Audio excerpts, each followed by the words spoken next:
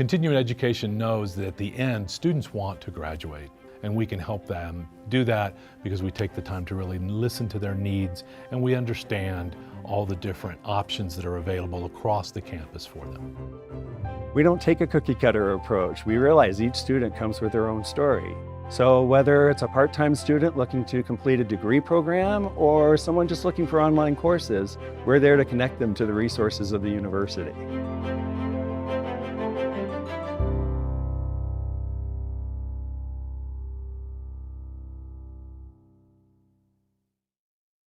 I'm Justin Schwartz. I have the wonderful honor of being the Chancellor here at CU Boulder. And since I'm not a former Chancellor, as of last I heard, I am not on the panel. But as many of you may have heard, this is CU Boulder's 150th anniversary. And as we celebrate this big milestone, we thought it was fitting to reflect on the moments that shaped our past and will continue to guide our future. So today we get to hear directly from former CU presidents and chancellors, leaders whose decisions and vision helped shape the incredible trajectory of this university. Moderating today's conversation is Professor Emeritus Al Ramirez. That's why his name is here. Professor Ramirez has been part of the CU Boulder story for more than 5 decades. He joined us in 1971 as one of the first tenure-track Chicano faculty members, as an expert in social psychology who long studied the possible effects of ethnicity and race on social influence and self-esteem, especially as related to communication practices and student success. He later served in senior academic leadership roles, championing the creation of the Center for the Studies of Ethnicity and Race in America and CU Boulder's Ethnic Studies Department. He also founded the Equity and Excellence Award Ceremony.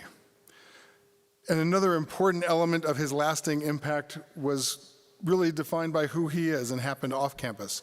For over a decade, he and his late spouse, Vera, opened their home to underrepresented and first-generation students for Sunday dinners dubbed Domingo en Casa, offering guidance, encouragement, and a sense of belonging. That legacy is now honored in a historic campus building bearing the Ramirez name. So please join me in welcoming our moderator, Professor Al Ramirez.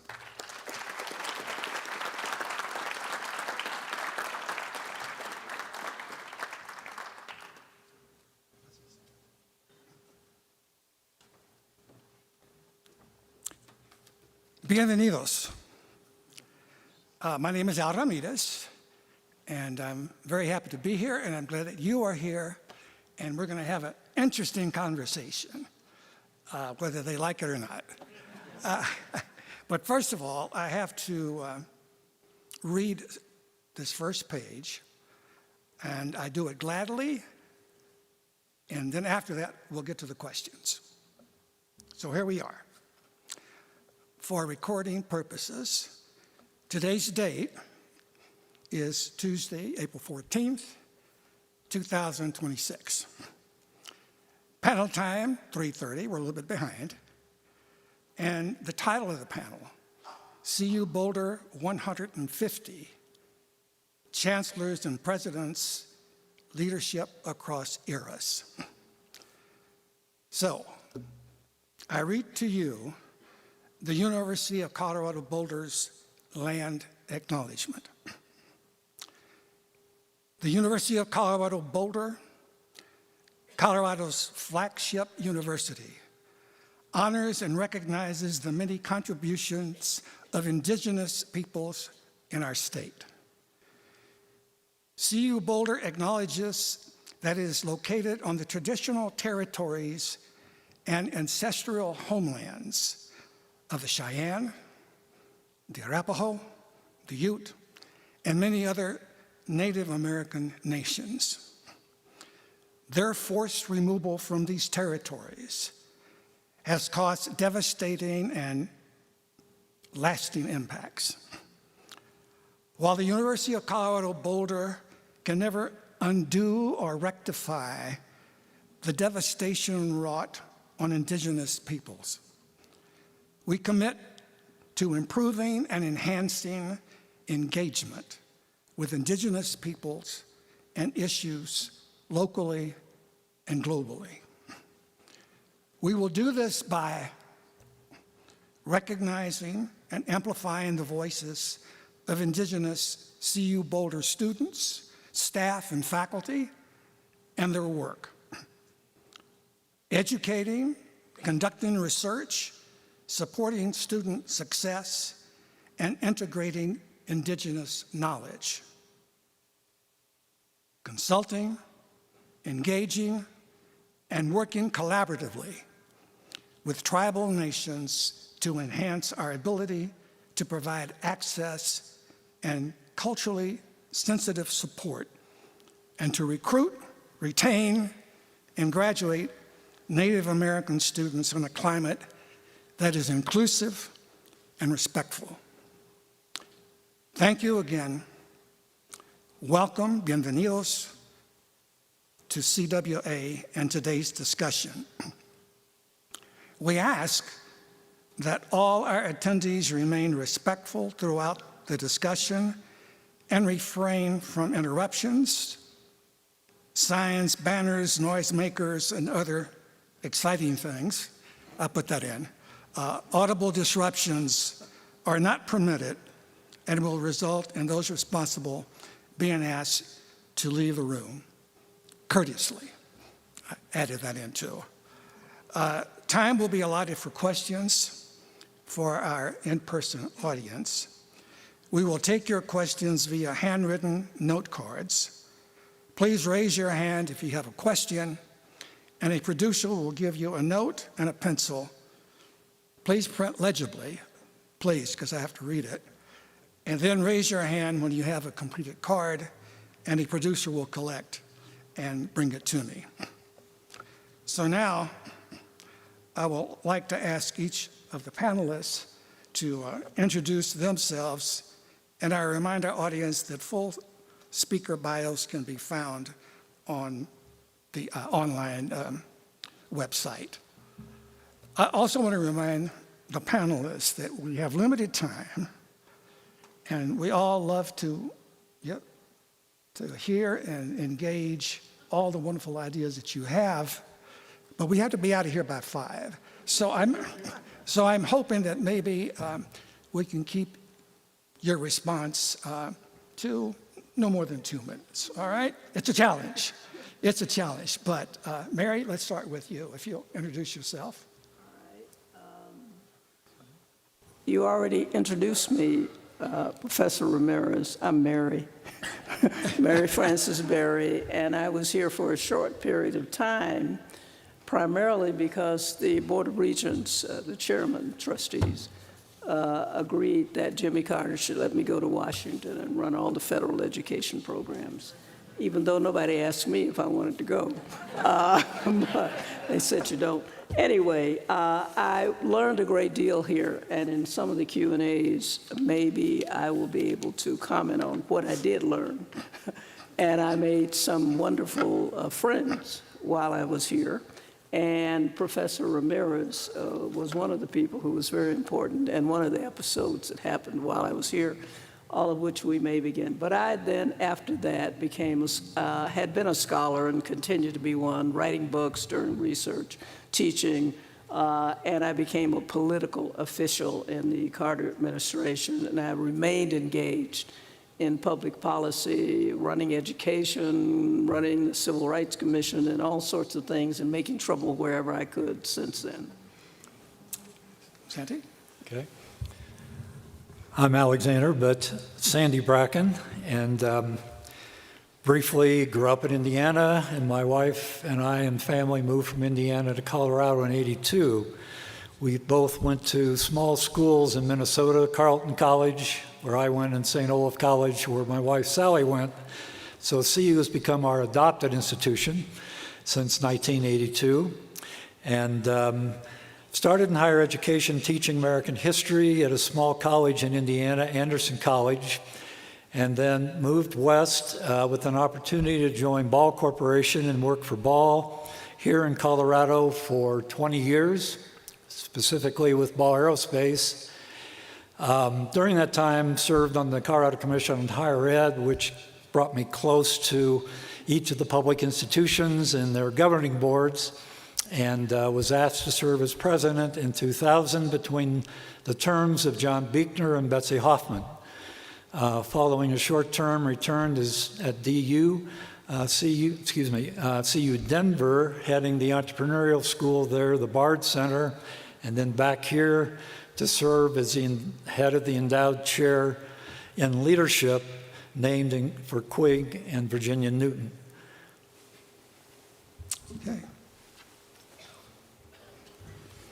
My name is Hank Brown. Born and grew up in Denver, Colorado. Went to CU undergraduate and graduate school, and then after the Navy to law school. I worked as an attorney and a CPA, and when I actually worked for a living, I was in the meat business as well as working for the federal government for a while. Like so many of us, I fell in love with Boulder when I came here as a 17-year-old and have never lost the love of the place. So it's always pleasant to come back for another visit. All right. Mark Kennedy, with my wonderful wife Debbie here today, both of us born and raised in the state of Minnesota, previously served in business in Congress and as president at the University of North Dakota before coming here to the University of Colorado. We love Colorado. We love the University of Colorado. Thrilled to be back here. I am now director of the Development Research Institute at New York University. Good afternoon. I'm Phil DiStefano. How about that? Good afternoon. I'm Phil DiStefano. And 56 years ago, my wife Yvonne and I traveled to Boulder to interview here at the University of Colorado as I was getting my PhD from Ohio State University. It wasn't the Ohio State when I was there, but I guess they changed the name now, and it's the Ohio State. And I promised Yvonne that if things didn't work out in Colorado in the next 3 to 4 to 5 years, would go back to a Big Ten school somewhere. And 56 years later, we're still here. And I've had the privilege as a first-generation college graduate, and Yvonne also is a first-generation college graduate, not only to be a professor, which is the most important title that I've had, but also to be Dean of our School of Education, our Executive Vice Chancellor, Provost, and our Chancellor. And I've been coming to CWA for 55, 56 years. And I think this is the first time I was ever on a panel. But thank you all for being here. Judith, and then Betsy. So I was saying that I grew up academically at the State University of New York at Buffalo, which was the first public AAU university in New York State. I was dean of the graduate school there when I was recruited to Colorado to be vice president for academic affairs. And 6 months later, found myself pressured to assume the presidency after a failed search. And that was the beginning of 5 both wonderful and horrible years because there were those who didn't think that I should have taken that role. And there were others who insisted that I stay in that role and perform. But I learned a great deal at Colorado, and I hope that during my tenure we also did some things that were important to the university. The questions we'll be addressing were provocative for me in that regard. So I will leave it at that, I think, except to say that today I'm living in California, in San Francisco, and I spend my time consulting to universities, mostly public universities, and also coaching senior administrators and scientists in the academic world. So I'm Elizabeth Betsy Hoffman. I was the 20th president from 2000 to 2005. I was recruited from outside of Colorado. I grew up in suburban Philadelphia, Went to Smith College for undergraduate, majored in history. Got a master's and a PhD in history from the University of Pennsylvania. And then a few years later, I got a PhD in social science economics at Caltech. That's a long story. I was a professor for 20 years, and then I was recruited into administration, moved up the ladder, as it were. And in 2000, I was recruited to come to Colorado.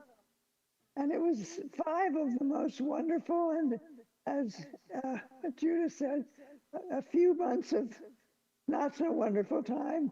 But I have great memories of Colorado, and particularly of building the Fitzsimmons campus was probably the number one achievement, I guess, of my tenure.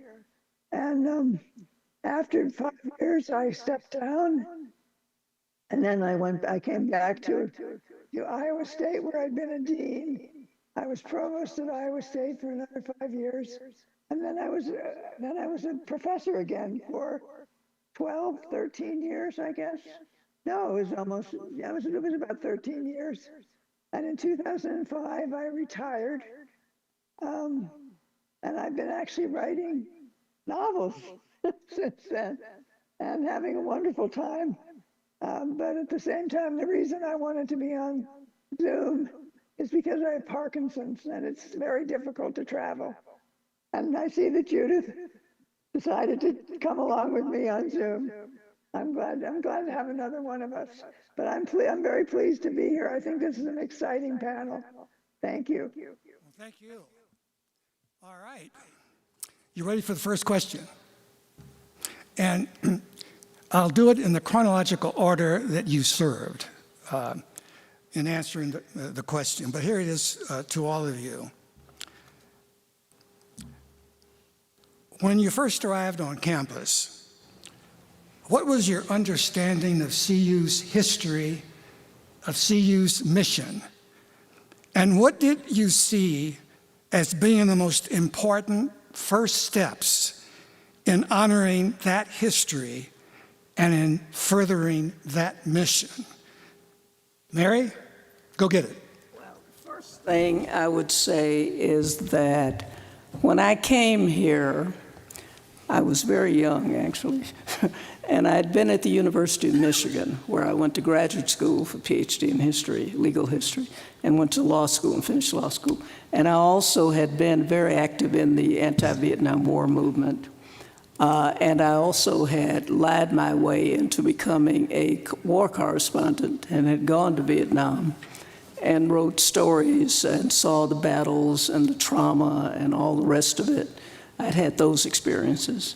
And so I had been a protester, I had some PTSD, which I got over, and I had all kinds of things, and I had those 2 degrees. And I had been there during a time of travail when the massive protests at the university, Robin Fleming, who was the president, historically stood down the locals who wanted the police to arrest all of us and put us in prison, which he wouldn't let them do. He said, "You will not come on this campus and arrest anybody we got police." But anyway, after that, I went to the University of Maryland, and they were having protests. It was when Kent State also, where the people were killed in the protests. And when I got there, National Guard were all over the campus. There were people running, all kinds of stuff was happening, which fit in with the trauma I had already had and all the other things that I've just told you about. Then I learned a great deal being there. And one day, a woman named Jeannie Austin from this university came to see me, and she said, "We're trying," I was provost, "to get a chancellor at the University of Colorado, Boulder, and the committee has met and everybody wants you to come. And you got to come see if you like us, and if you do, you can have the job." And I said, "Well, I never thought of, being chancellor of the university or anything. I was a scholar as well as an activist, wrote books, articles, and all kinds of things, couldn't help that, and worked all the time because I didn't have a scholarship." But anyway, when I came here, I decided to come. And I visited the campus, and I liked everybody. And I decided, despite the high altitude, which I was drinking wine when we were all meeting, and I got sleepy. And I said, why am I sleepy? I've had a drink of wine before and I never got sleepy. And they said, it's the altitude, whatever. Anyway, I came. And one of the first things that happened, my time here, and I knew it was a research university, obviously. I knew all that. I'd been in Michigan and everything else and knew people from here, and the place is beautiful. Some people told me not to take the job. People like Andrew Young, the famous civil rights, Judge Leon Higginbottom, friends of mine that I knew because they said, they won't have any music on the radio you'll like. And there won't be anybody for you to talk to. So maybe you better not go out there. And I said, well, I'm going to, try it. So I came.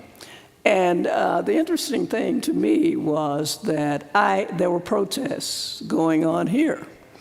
And one of the things that happened is that the Chicano students, used to be called Chicano, Professor Ramirez, were, well, now we'd say Latino, I guess, who were in fact protesting, I thought validly, because the university had decided to try to be more diverse, we didn't call it that then, and get some people of color to come into the university and to get more of the Latino population. And they were told that if they took an English prep course in the summer and came in the summer and passed it in the fall, they could just go in the regular courses. And they did it. And they passed. And then the English department decided not to let them come in the regular courses. So the students obviously got angry. And so they went and took over the dean's office. And they didn't know what I would do to them. And they didn't know anything about my history. So I don't know what they thought. So I went over to see them. And I said, have you torn up anything? They said, no. And the office looked perfectly fine. I said, if you don't tear up anything and you're calm and you mind your own business and stay here, I'll go talk to English and I'll get this straightened out, because it's not fair to promise you something, then when you do it, then to tell you, too bad. So that was my first introduction to kind of, and you were instrumental in that whole episode. And we were able to resolve it without anybody tearing up anything or doing anything to anybody. But the local press in Denver didn't like what I did.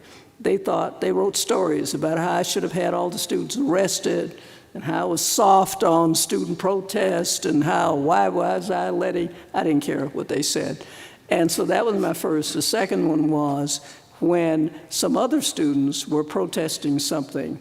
And they thought, not Latino students, they demanded that they should meet with me. So this was a little while later.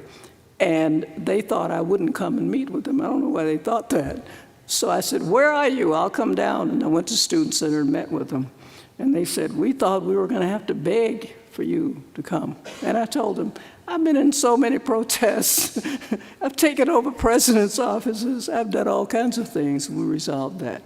But anyway, that happened. And then the last thing, and I worked very hard to try to see if we could be more diverse and inclusive, the word language we use now, here during my time here, and to talk to people about how to get that done, and to go around on the campus and talk to various people to try to get that done. And then I finally left here. I was only here for a few months. And as I said, that was because we won the Big 8 championship that year, the football championship. And we went to the Orange Bowl. And when we got there, I got a phone call where it said, President Carter, who had just gotten elected, wants you to come to Washington, and he wants you to run national education for him. And I said, what, I just got here and nobody asked me if I don't, let me think about it. And then I got another phone call about the same thing. And then I got a phone call from the chairman of the Board of Regents here, trustees. And he said, how can you turn down the president? You have to go because the president wants you. You can't turn down your president. And we met and said, you have to go. We're going to give you a leave. We've already decided to do it. And you'll like it, and you have to serve your country, and you'll go. and that's why I went. But I learned a lot while I was here, and it was very useful to me in everything I did after that. And the people I met, people I met in Colorado, like Congresswoman Pat Schroeder, who became a great friend of mine, and Tim Wirth, who was a senator and who was very helpful to me all the time while I was here. So I don't know if I answered your question, but at least I told you more about myself. Very, very eloquently. Judith, why don't we go to you now in chronological time that you were here? Okay, we can't hear you.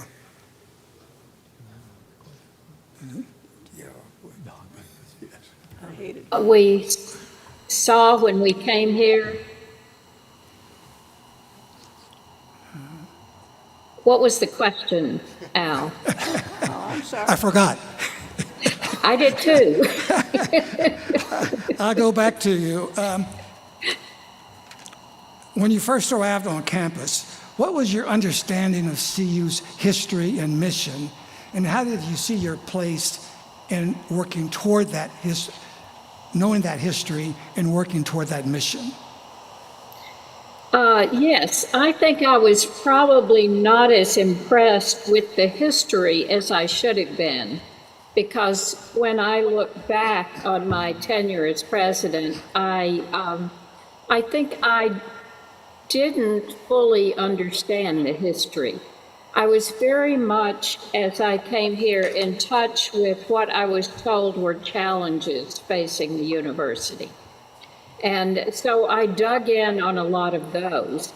And it was only later, I think, after I left the presidency, I went to another university as president and then returned to Colorado, to the health campus in Denver.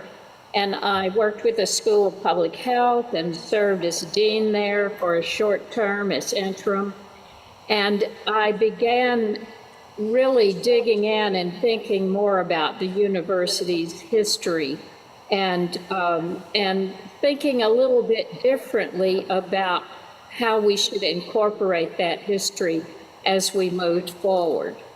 So my experience, I think, was one where I came in somewhat similar to Mary. I'd barely gotten my feet on the ground when I confronted a lot of problems. For her, it was a challenge from outside. And for me, it was problems within the university. And I found myself I found myself under attack from a lot of areas. And I had taken as my primary responsibilities really building the research enterprise while also paying more attention to our undergraduate education. And I had done that because I got the message that undergraduate education had been somewhat neglected. And what I knew of the history was, of course, that undergraduate education, the liberal arts education, was extraordinarily important in the beginnings of this university. And so as I tried to turn to that, I found various factions within the university at odds with one another. I found myself under attack in a lot of crazy ways that while I thought I had a thick skin, I discovered it was probably not thick enough. As the first woman president, I found myself in the newspaper every day with comments on everything from what I was wearing to what I said in a casual conversation. And so all of that is a roundabout way of saying that I was learning about the history. I was focused on what I thought were major challenges, but I felt constrained in being able to move that. And in retrospection, I think I was not focused enough on the history that I was focused on structurally, how could we put in place what we needed, but somehow not finding a way to make that of a piece with what this university was and had been. But we did a lot of interesting things, and some things that I hope I'll get a chance to talk with Mary about in person one of these days, because it's not completely different from some of the things that she has been involved in during her life and her career at CU. Thank you very much. Thank you very much. Sure. Sandy? I'll start by... Okay. Start in terms of literally being introduced to CU. Since we were from out of state, moving from the Midwest, coming to Boulder, I have to say, kind of as a footnote, the experience of coming from Anderson, Indiana to Boulder, Colorado to do a job interview was like going to another country. Everybody was active, everybody was outside, it was vibrant. Anderson, Indiana at that point in time had an unemployment rate of 25% because it was really an auto-based town. So it was just an exciting initial introduction to the city of Boulder. And as far as the introduction to CU, that really was done through a relationship in a personal way and knowing several of the Board of Regents just by getting to know Boulder, going to CU events, getting to know Regents at that point, Steve Bosley, Peter Deasy, Pete Steinhauer, Bob Sievers, all people in Boulder that Sally and I really got to know as a couple and get to develop as friends. And so it was kind of a personal way of getting introduced to CU and going to athletic events and cultural events and Mackey and so on. From that point, I would say getting honed in more to the mission of CU, the excellence of CU, really the core strengths of CU, science and aerospace and innovation are just dominant. And I will reflect just a moment on Ball Aerospace. At that point, it was called Ball Brothers Research Corporation. Ball Brothers Research Corporation was created by physicists and scientists from CU who left the university, who were doing weather research with balloons. There were pictures being out on the grass area here on the campus, putting balloons up in the air and doing all kinds of readings. Many of those physicists and scientists came, and along with people from Ball Brothers Research Corporation, that launched into space activity. The first satellites that were contracted with NASA were done by Ball, the OSO satellites that studied the sun. CU was really a part of that creation, and since then has had an incredible relationship between Ball Aerospace and the university and its aerospace area.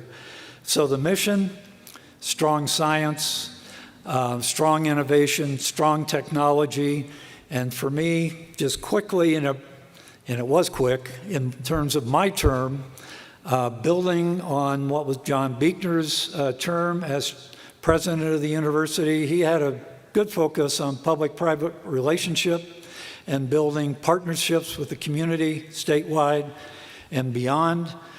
He was all about access. He was all about enrollment growth. I'd gotten to know John through a number of community-related activities. So I tried to carry on his legacy in effect, but also do all that I could to work in a collaboratively, consensus-based way with faculty, staff, and so on to carry on individual missions within the Boulder University community. Thank you. Betsy?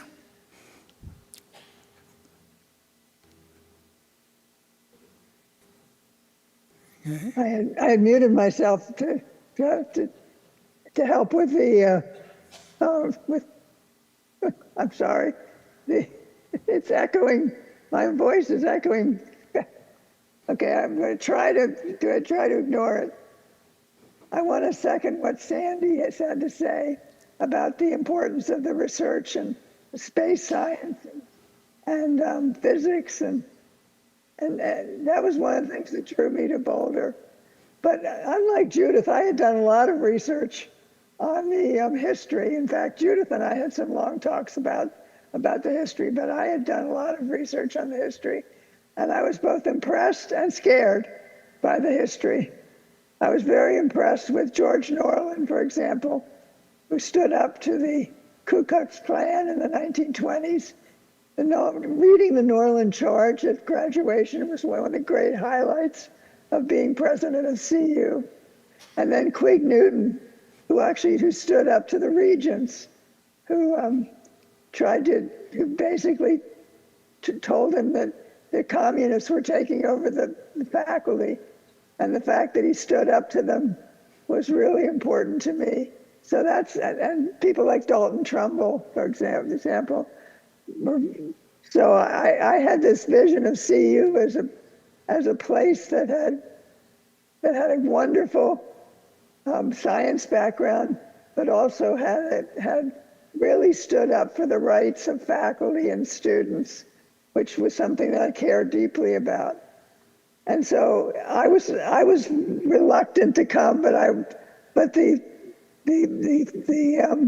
search committee and the regents really wanted me, and they persuaded me that I should look past that history and come. And they were wonderfully supportive of me for the first three and a half years. It was really Governor Owens who I think probably underestimated me because I think probably because I was a woman, and had his own agenda for the university, just as Quig Newton had experience and George Norland had experience. So I felt like I was reliving some of the past, some of CU's past, and also Judith. I was very well aware of Judith's experience as well. But at the same time, I think I accomplished some very big things, which I'll talk about later, for the university. And I am very proud of the time I spent at Colorado. And then from there I went back to being a provost, which is really more conducive to the kind of person I am, because I'm really an academic. I'm really a professor, and that's what a provost is. So I went back to spend more time as a provost, and then as a professor again. But the 5 years I spent here were very important in my life, and I'll just leave it at that. All right, thank you very much. Hank? Thank you. When I first came to CU, it was 1957. The university had a strong commitment to excellence, and that was widely shared by the faculty. And that commitment was a strong one, I say, to literally become one of the great research universities in the nation. We came about it in a little different way than I think some institutions did at the time.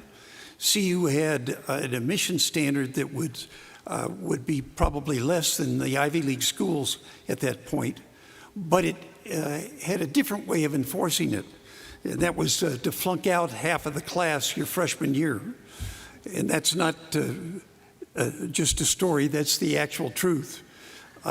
So students that survived that first year ended up sharing that serious commitment to academics as you went through it.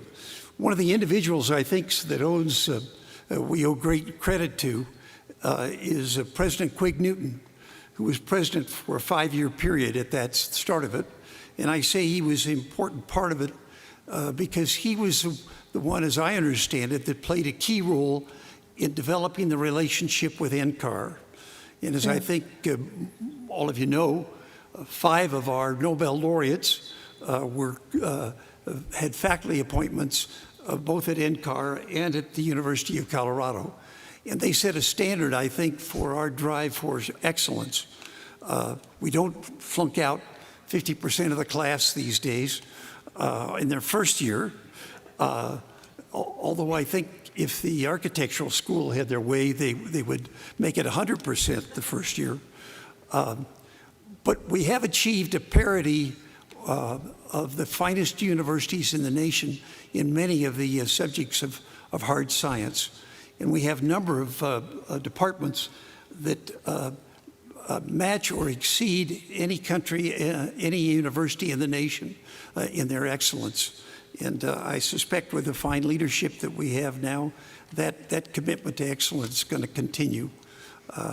So we've always had that strong commitment, and I'm delighted to see it's continue to become part of the university commitment. Thank you very much. Mark? Well, by the time I'd gotten here to Colorado, I'd had the opportunity to lead a research program at Penn, to teach at Johns Hopkins, to lead a school at George Washington, to teach abroad courses at HEC in Paris and Koç in Istanbul. So I knew that every university is both committed to teaching, to discovery, and to service, but that every university is different. I'd served at University of North Dakota, was pleased to come here. To do so, I read a book on the history of the University of Colorado, which was a great book. And when you read that history, there was many near-death experiences throughout the early years of University of Colorado when it wasn't certain whether it was going to survive. The Midnight Ride you've all heard of and others, it was born at the same time as the University of Colorado. So clearly part of that mission is to uplift the people and the opportunities throughout the state of Colorado that's clearly interwoven. But the interesting thing, as you read through it, was how early they adapted graduate education and the struggles of getting that going. You also saw the research. You've already heard a couple of folks already talk about the research. When you add it all up, and I went through all the research rankings, as president, you have all 4 campuses. I added the 4 campuses together. I went through every other system. We're one of the top 10 research institutions collectively, University of Colorado, in the country. You don't always put us in that same place, but this is research powerhouses and new knowledge being created. So I also, Debbie and I, like Phil and Yvonne, are both first-generation college grads. So my passion is opportunity. How do we unlock opportunity? And that begins with, first of all, convincing folks like Debbie and I that you can do college, that college is an opportunity, making sure that that is known to you, doing that outreach. So one of the things I was pleased to do with the regents was to come up with a short list of priorities. And on the top list of my priorities is completion rates. Because if you don't come out of here with a degree, you don't get the benefit. And amongst the things I'm most pleased with my tenure here is we had improvements in all demographic groups in each year for the years we were here and being a key part of the focus. But another part of that focus was also making sure that you were advancing research throughout it. And I would say to get to completion, you have to make sure everybody feels included. So at both North Dakota and here, having a survey of the community, challenging to figure out how to do that, but it's important to know so that you can make sure people feel included. We also had COVID and George Floyd during the time I was here, and worked very closely with the regents and the campuses on advancing and making sure that that inclusivity was advanced. And it was good to hear you read the land acknowledgement at the beginning. Was pleased that that was something that, together with the regents, we implemented during my time here. So it is a proud history, born on the frontier, dedicated to the improvement of Colorado, but has a research impact that goes far beyond Colorado, is underrated, and is something we can all be proud of. Thank you, Mark. Phil? Thank you, Al. I'm going to take a little different twist on this and talk briefly about the town-gown relationship and how the university and the community evolved together over the last 50 years. And if you think back to, in the mid-'70s, the Boulder campus had probably less than 20,000 students. Today, in the city of Boulder, again, was a much smaller city than it is today. You know, it was the tree huggers and the hippies in Boulder, and at the campus, few, you know, well-known faculty, good students, but not where we are today. And I watched both the university and the community evolve, the city evolve together to be a real powerhouse in entrepreneurship and innovation. And when I think back to how did that occur here at the university, both Hank and Mark talked about research, and there is no doubt about it. But the key for me on the research is the interdisciplinary research that was started back in the 50s that no other university around the country had at that time. And my good friend and colleague, Dick Jesser, who's sitting here in the front row, in the late 1950s, Dick went to see President Darley, who was living across the street. That's now the Alumni House, but was the president's house. And President Darley was ill. He had the flu or something. But that didn't stop Dick from going upstairs and meeting with him while he was in bed to talk about forming an interdisciplinary research unit in behavioral science, which today is one of our major research institutions. I asked Dick earlier, I thought I was the oldest, but it's the second oldest. Instar is the oldest. Nobody else was doing that. Nobody else was bringing together these disciplines to solve complex problems in the world, whether it was in health or population, in genetics, than what Dick and his colleagues were doing.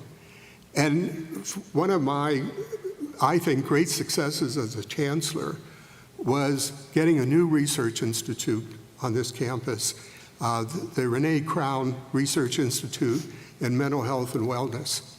It's the first named research institute on this campus.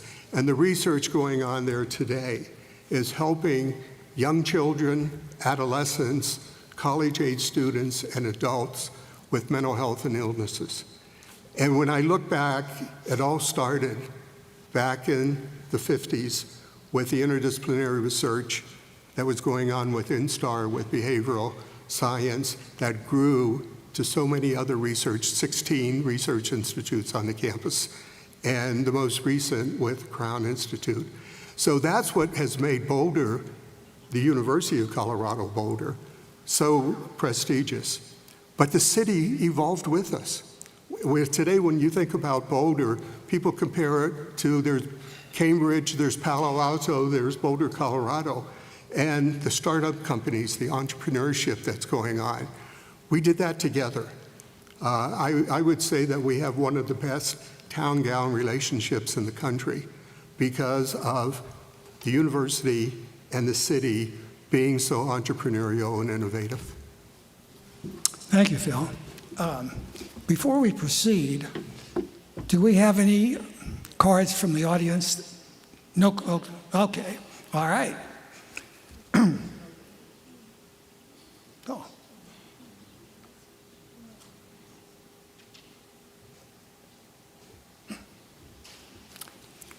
Oh, okay. If you can.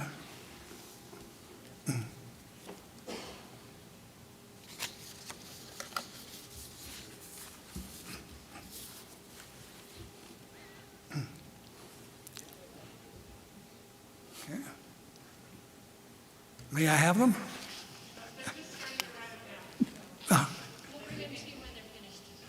Okay, well, let me ask you another question before we do this then. Looking back at the time that you served as president or as chancellor, is there any particular issue or challenge, decision that you made that you wish you would have made differently?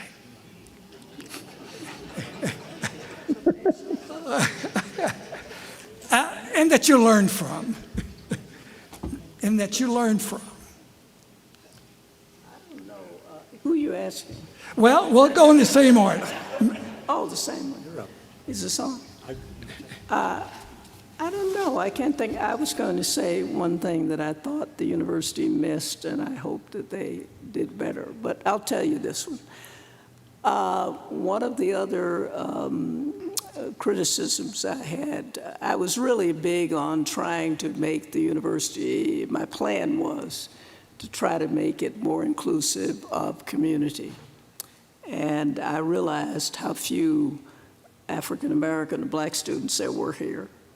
And there are all the good things about Boulder and about the campus and the university that everybody's talked about. And I agree with all that.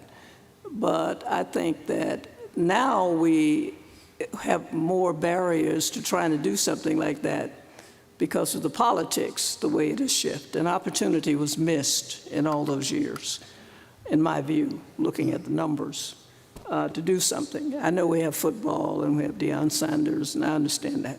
And that's great. But after all, we won. We went to the Orange Bowl. So anyway, the main thing I would say is that, so we didn't do enough on trying to diversify the student body or the faculty, in my opinion, and haven't done enough since, as I look at the numbers before I came out here. And at the things before you came, Phil Hill, I'm not talking about you, Swartz, or anybody else. So I think that, and now it'd be tougher to do. You can't do it. But the main thing that I missed, that I think about, had to do with Ralphie. Ralphie's a Buffalo, you know. And when we went to the Orange Bowl, well, Betty Ford came here when her husband was campaigning to be president, which he lost, of course, to Jimmy Carter. And I had spent some time with her, which I learned a great deal, her being here, about how politicians behave in these cases. But we went to the football game. And when Ralphie came out to Buffalo, she was frightened. She said, "Why is that buffalo coming out here? What is it going to do?" And I told her, it's not going to do anything. They do that all the time. So that was interesting, getting her to quiet down and to enjoy it. But the second part of it was, when we went to the Orange Bowl, I got a phone call that said, "Where's the buffalo? You've lost Ralphie. You have lost Ralphie." I thought, I don't remember doing anything. And it turned out that the guys that took Ralphie on the road, they would drive Ralphie different places. I guess they still do that. I don't know what they do now. And they were driving Ralphie down to Miami for the Orange Bowl. And Ralphie went missing. And so the press called me to find out how I let Ralphie go missing. And so I told him I didn't know, I'd find out, but I didn't know anything about it. So I spent all that time finding the guys, and it turned out that some fella who was part of the team saw a pasture that they passed that looked really pretty. And he said, "I bet Ralphie would love to go over there and run around that pasture." And it was easy to get into. So he let Ralphie out, and Ralphie ran all around the pasture. It was a small town. And then they couldn't find Ralphie all of a sudden. So I spent a couple of days being called and having to give press comments and all the rest of it about why I had let the buffalo go missing. And luckily, though, right when we were going, us, the trustees, and me and the political go, they found Ralphie. But that wasn't enough, because the press skewered me, the Denver press. They said that if Colorado Boulder had not hired a woman chancellor, they would not have lost Ralphie. And that it was a big mistake. They never had done it, and this had not happened before, because women don't know how to deal with these things. They just went on and on and on. I felt really terrible, but I was glad that Ralphie was back. Well, Mary. So maybe I should have decided something differently. I don't know what I could have decided, but that one sticks in my mind. Well, no wonder you answered President Carter's call. You got it straight, buddy. Judith, same question. And of course, I missed the question because I got knocked off somehow. But I will say, let me start by saying, Mary, I don't know why you had that problem because I had a very good relationship with Ralphie. The only problem I had was with PETA, who were forever saying that Ralphie was mistreated. But question, I'm sorry I missed it because I got kicked off the internet. Oh, well, the question was, if there was a particular decision, issue that during your time as president, you wish you had dealt with differently? Or not?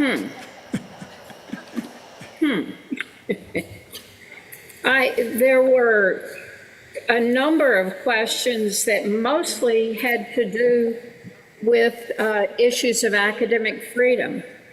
And I was forever being told that I was too aggressive and that I should accept the criticism and the decisions that were being made. There was one event that really blew up that had to do with the new Gay and Lesbian Studies program, as it was called then. It's been through a couple of iterations since, but that program exists still at the university, but it was brand new then. And I was told by the regents that I must not let a national conference on gay and lesbian studies occur on the Boulder campus. And at that time, the Boulder chancellor kicked that up to me rather than dealing with it as a campus issue. And I said, this is a legitimate academic conference.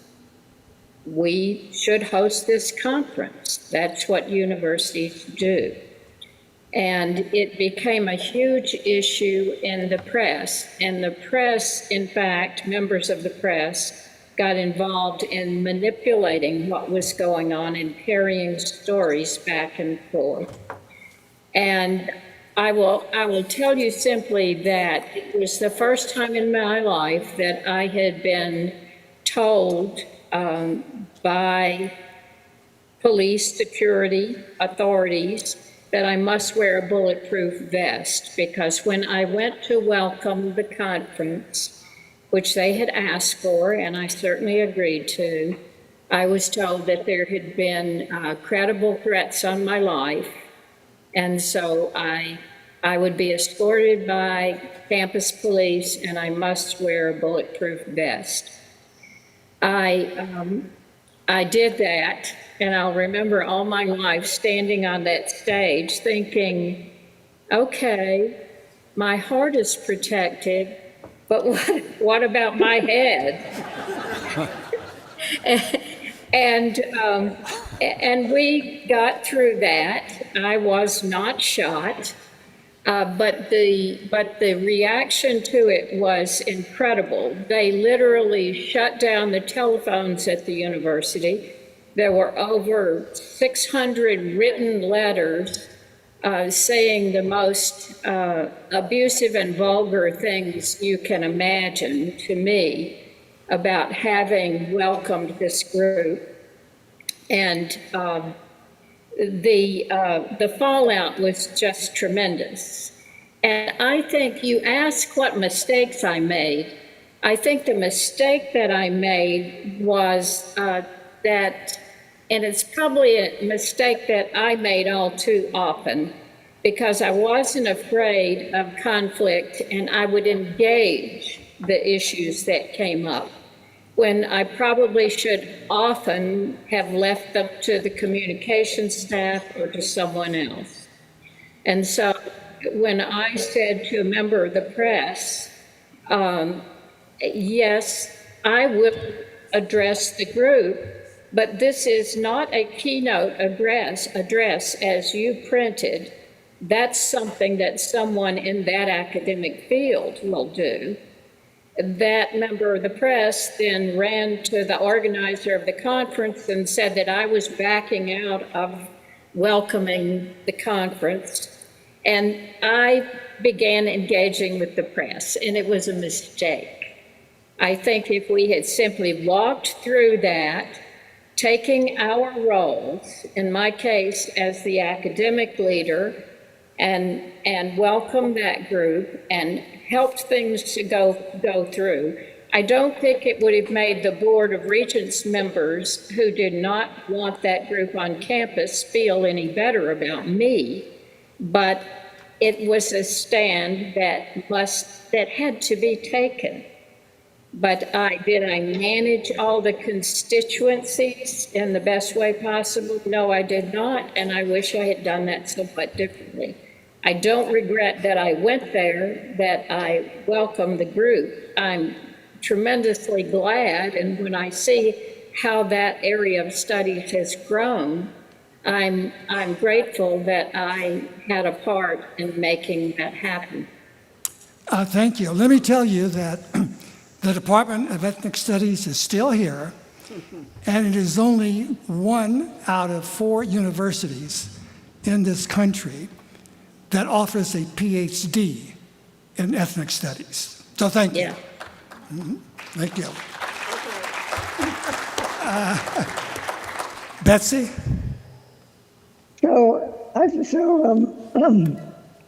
I'm sorry. Judith teed up for me what I was going to talk about, which is that Thank you. there was a huge disconnect between what the Boulder Chancellor was supposed to do and what the President was supposed to do.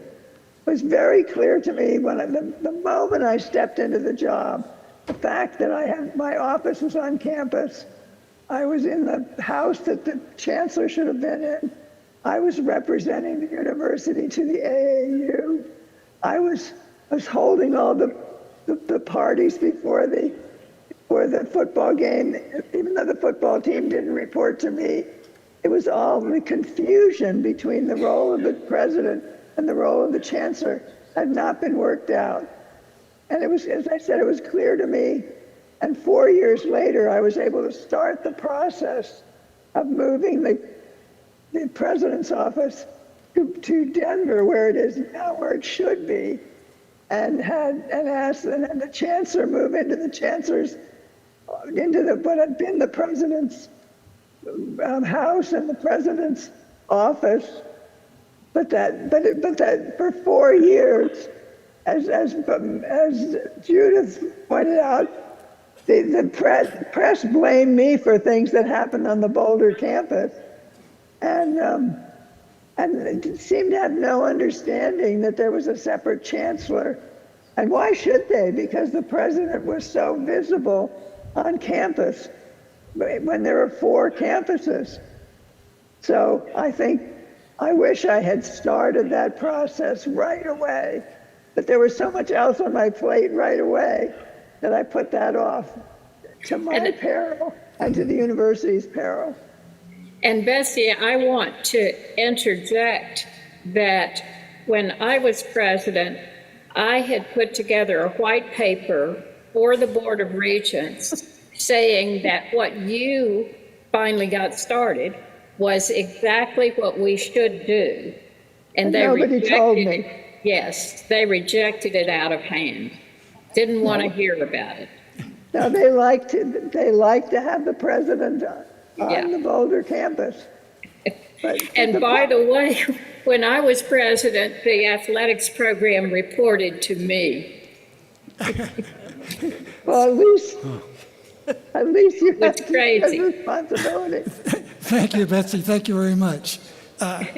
Hank?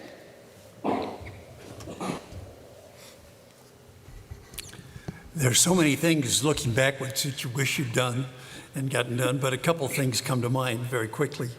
One of the challenges we had when I came aboard as president was a strong feeling, particularly in the Denver community, but I think statewide as well, that the university had not brought in to its student body a fair number of minorities. And it was a deeply held sense that we had not done a job in that area that we should have. What we did was set out to bring in students that had not thought about coming to Boulder, but which could qualify. It wasn't a matter of lowering standards for them, but to recruit them, to change the mentality so that we recruited them. And what came out of it was a change in our way of dealing with students here, but also what came about it was an intense effort to recruit students from minority areas, not lower the standards, but get the outstanding students that are minorities to come to CU. And we were enormously successful with it. Phil, if I remember correctly, the first year we did that, we had a record number of minorities come to CU, I think, through it anywhere in its entire history of the university. And the secret was, I think, we made them feel welcome. One of the things we did was invite students from high schools in the metro area and other parts of Colorado where you had a very large, significant minority population, and get them to come visit the campus. And the way we did it is we had a bus pick them up, bring them up to the campus, have them watch a football game. For the good luck of the program at that point, there were not a lot of people who wanted to buy tickets for the football game, so we had space available. Chancellor, I hope we never go back to that quite the circumstance again. But they came up to the campus, they got to see the campus, they got to see the athletic facilities that are available to the students, they got to see a football game, but most importantly, they came away with a feeling that we wanted them here, that they were welcome here, that they were recruited by here. In addition to that, I, for a full year, every Sunday went to a church in a minority area. Did me a lot of good. I probably need to do that again at some point. But the whole message in the church, we get terrific reaction from them, was people were thrilled that we'd come. Having spent some time in politics, I wasn't used to having people be thrilled that I was there. But we get tremendous receptions from the churches, and I think that was part of the turnout that we had.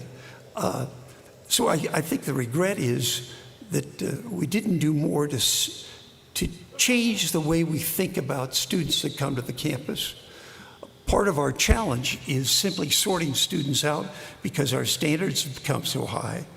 But along with that, I think I always thought we needed to do more to think about recruiting students so that they knew they were welcome. It's not a matter of buying them, it was a matter of recruiting them in a way that they felt a home here with it. Thank you. I think you answered one of the questions that came from the audience. So thank you for doing that. Mark? Well, one of the big issues that occurred in my first year as president was COVID. And a big decision we, of course, had to make was deciding to move to remote learning. It was a decision of CU at its best, of all of the campuses, 24/7, reaching out to the shared governments, reaching out to the chancellors, our team, and the system office, pulling all that together.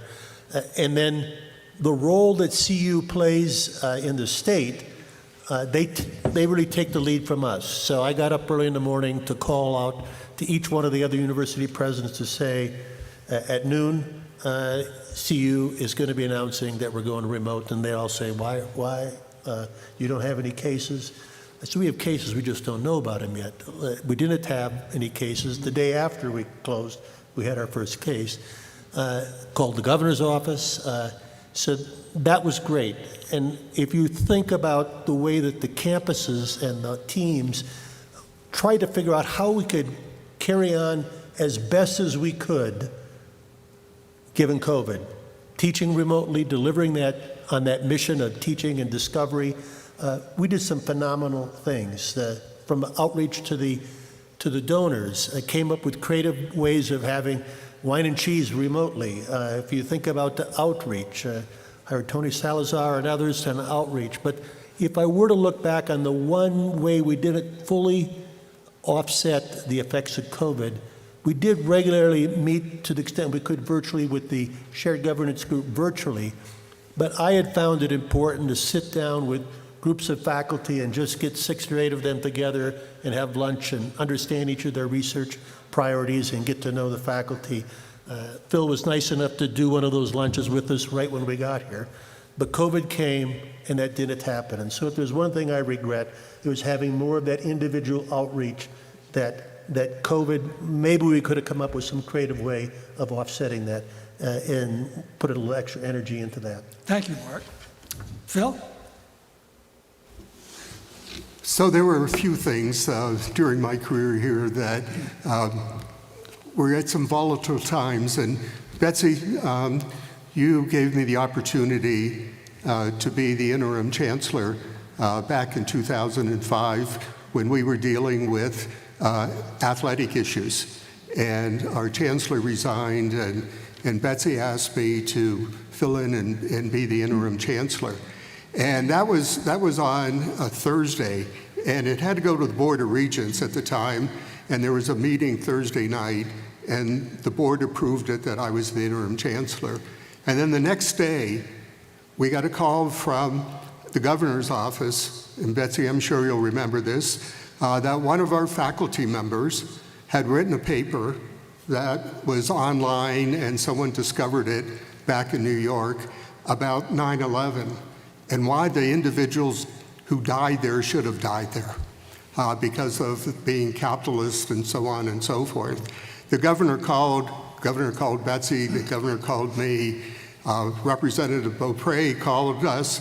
He was on the floor of Congress saying we have to fire this individual immediately. And the next phone call that I received was from the Daily Camera. And they said, wow, you were just appointed interim chancellor yesterday because of athletics, and now you have this issue with Roy Churchill, the faculty member. What do you have to say? And the only thing that came to my mind was, not only didn't I have a honeymoon period, I didn't have a one-night stand.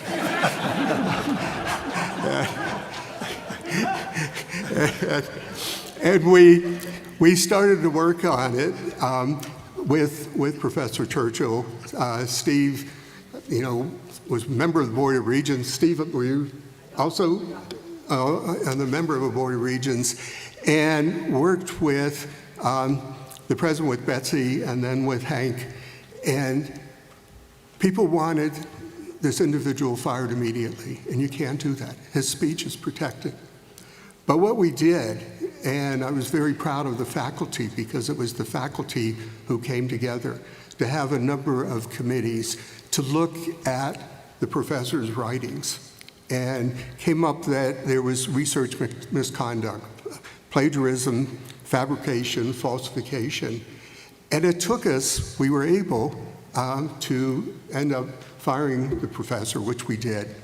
And then in the courts, it took a number of years.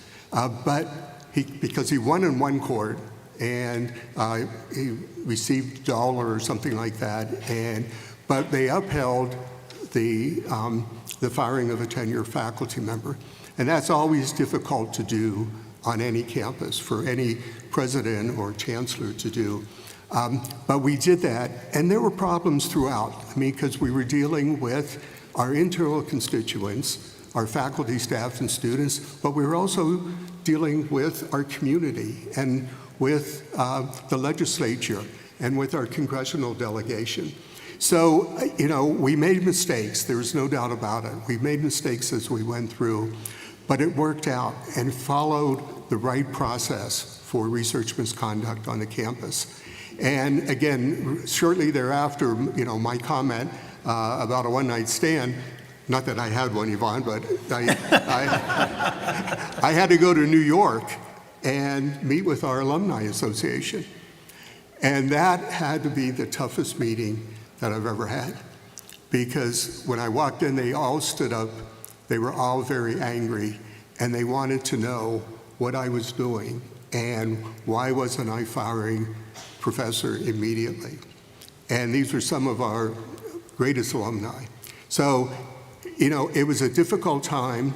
We weathered the storm. I think we came out a better university because we used the right process to follow, and we did what was right rather than hastily doing some things that could have gotten us into more trouble. Thank you, Phil. Well, I wanted to get us all, did I miss you?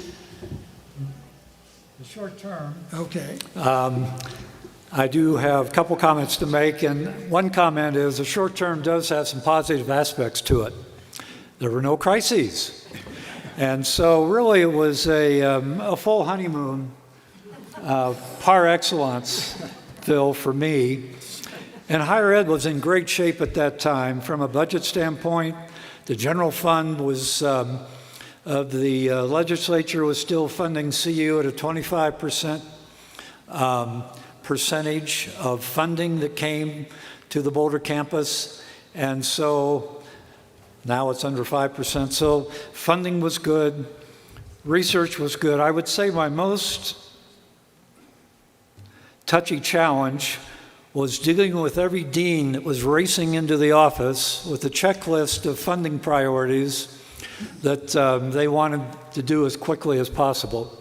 And, but it was a great chance for me personally. It was a highlight of, personal note, it was a highlight of my career in every way, shape, and form to be in that position in this university and the excellence that it carries forward every day of the week, impacting so many people, impacting so many wonderful students and careers going forward. It was just a real privilege to serve in that office. And again, I will never forget that. Oh, sorry. There was one major achievement, however, and that was that the Wolf Wall building was in dispute in terms of being supported because it had state funding attached to it. The CCHE had to approve that funding. And I ended my term at CCHE just as I came into this position in 2000, but was able to get the CCHE, and fortunately we were all in a pretty collaborative mode during the time I was there, and so they passed that. And so the Wolf Law School did get approved. It did go forward, including the state funding, and construction began several years later. We are living in a time in which academic and scientific principles are under attack. Acquiescence to political ideology is being demanded on us.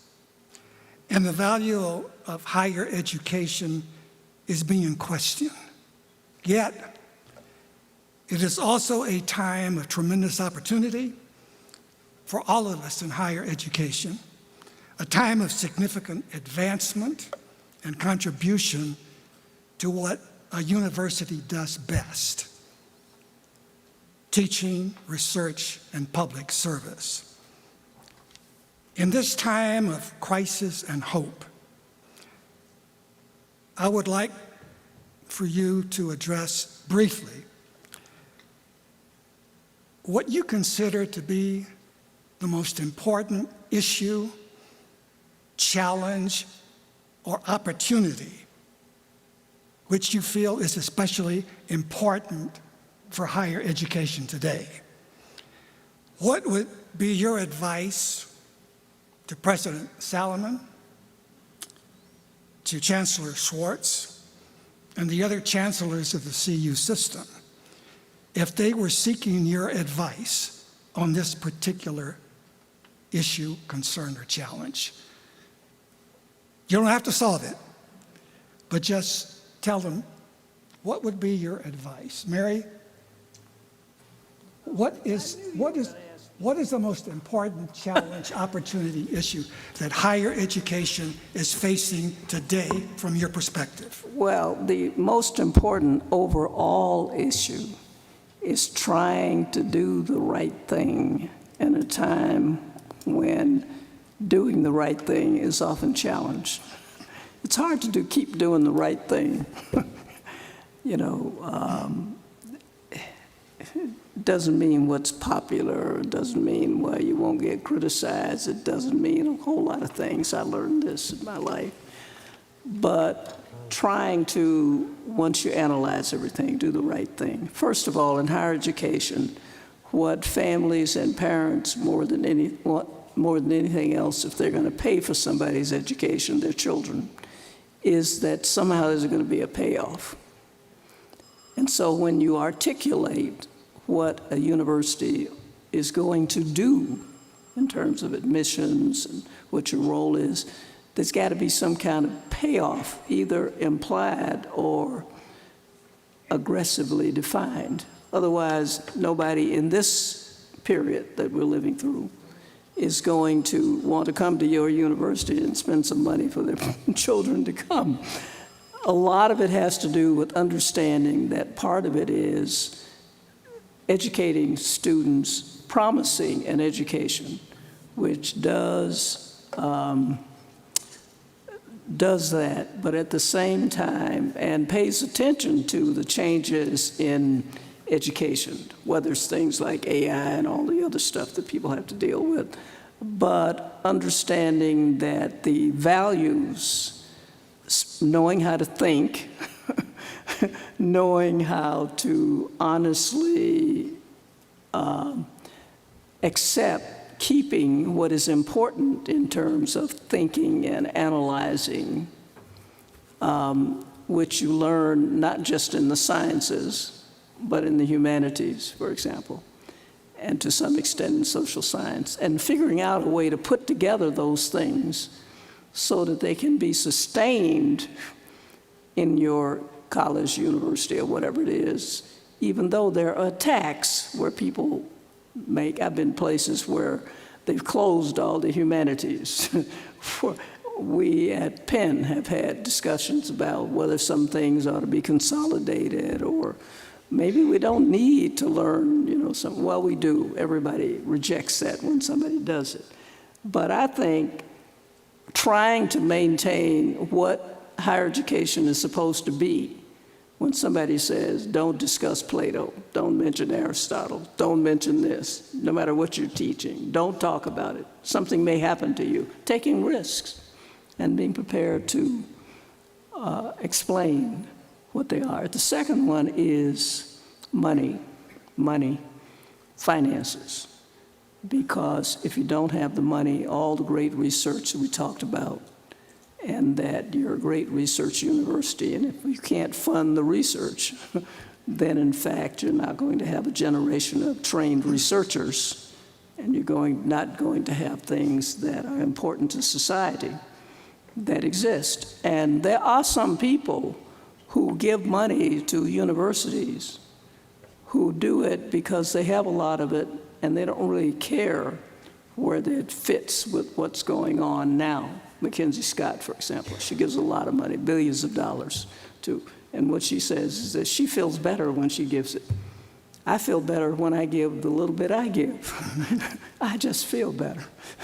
So, and also maybe thinking about a way to educate undergraduates who also do something practical in some kind of relationship to jobs that are in the community while they are undergraduate students, and make sure they do, that lead to the kind of future that they think they're going to have. I know there's cooperative education, there's a long history of that, but thinking more about it. The other thing is trying to, instead of abandoning the goals of equity, inclusion, fairness, justice, and all those things, because they come under attack, find a way to label things so that don't immediately raise the hackles of other people who object, so that you can't do it. I went to a university recently where the chancellor had quite brilliantly figured out that he could maintain his programs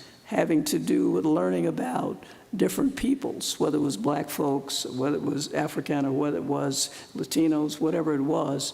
If, for example, there's a program where anyone in the university who wants to learn about the culture of these people and who doesn't know and would like to learn, come, whosoever will, let him come. Come, sit with us. Come, enjoy the programs. Come and say, it's not about we are doing this for black students or we're doing this for Latino students. It's for anybody. And I went over to the programs and visited them. This is a big university in California. And in fact, they had, in all the meetings, there were white students, there were black students, there were Latino students. They're all people. But the labeling is not such that you think this is just for some people. It's not for everybody. Because it's important that we do that for the saneness and the health of our community and our nation in terms of the population we have, and in terms of our past, and in terms of now, and in terms of the future. So there's money, there's sticking to principles somehow, there's willing to take risks, and there's willing to manipulate. I call that manipulation. I do it sometimes, change labels on things, say stuff. When people started with diversity and inclusion after the Bakke case, I said to them, we can use this for a while, but we need to think of another way to define what we're doing, and we should do it soon. And most of them just said, I didn't know what I was talking about, but I did know what I was talking about. And so it's not just what you do, but it's the way how you do it. Okay. Let's just go down the line. Sandy? Well, if I'm hitting the question right, Al, sustaining excellence in all ways is critical going forward. We've talked a lot about innovation, technology, research. Excellence sustained in top-tier faculty. Sustaining excellence in all academic areas. Sustaining excellence in relationships with the community, globally, nationally, statewide. Stay close to your students. Now I'm getting a little more specific in terms of Chancellor Schwartz and Todd. Stay close to your students and their pulse and the broader workforce. Be aware always of what the students need regarding skills, experience for the future. What are employers demanding? That is an ever dynamic kind of issue and question. What are employers demanding? Be open to new partnerships with tech companies, with global institutions, with policymakers.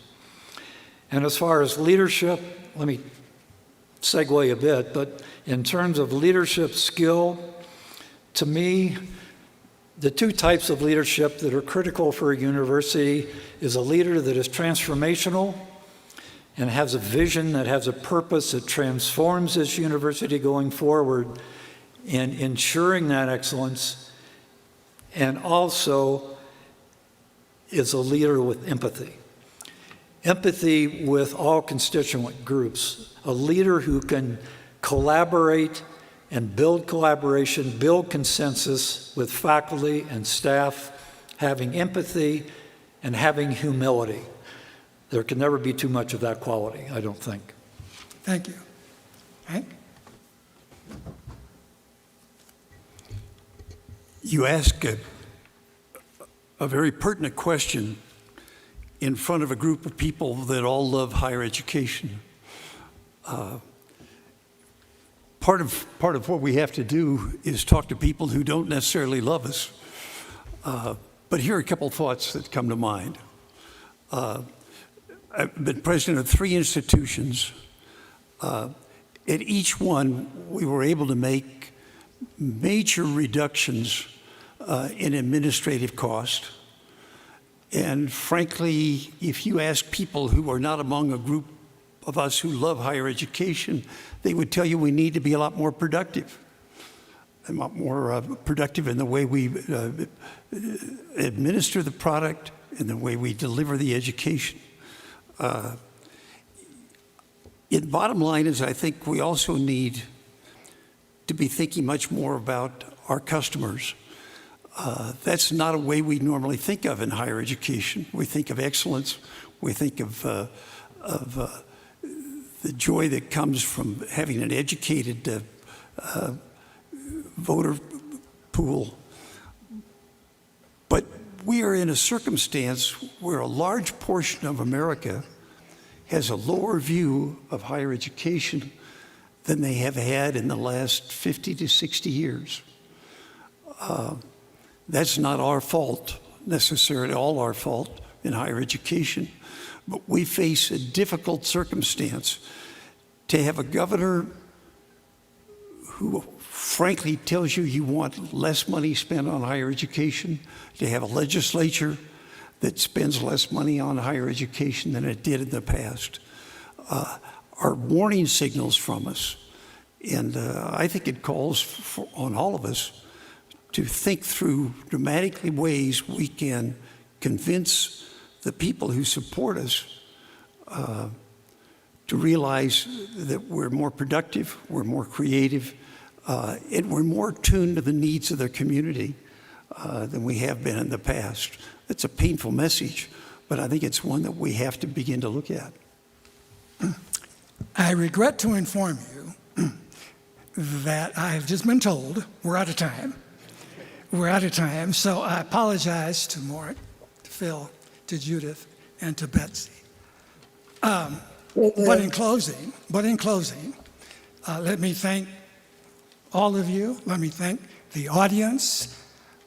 It is a time to celebrate who we are, where we've been, and where we are going. The civil rights movement that you've been talking about, that Jester was part of, the changes that happened in the last 50 years have been amazing, have been productive. It is who we are, it is who we can be, and it is what we will be. And in the name and in the words of Dolores Huerta, she says, yes, we can do it. Sí se puede. Muchas gracias. Thank you.